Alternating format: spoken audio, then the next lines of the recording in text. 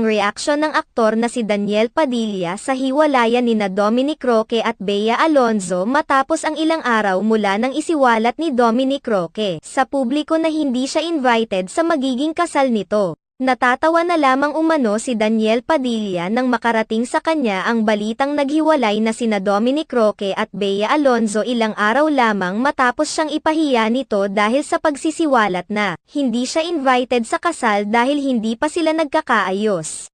Matatandaan na nag-viral noon sa social media ang naging pahayag ni Dominic Roque na hindi niya iimbitahan si Daniel Padilla sa kasal nila ni Bea Alonzo dahil hindi naman na niya kaibigan ang aktor. Dahil dito, marami sa mga netizens ang nagsasabing tila nakarma umano itong si Dominic Roque sa ginawa nito kay Daniel Padilla dahil maging siya ay hindi na rin invited sa kasal. Patuloy pa ring umaani ng samut-saring reaksyon at komento mula sa mga netizens.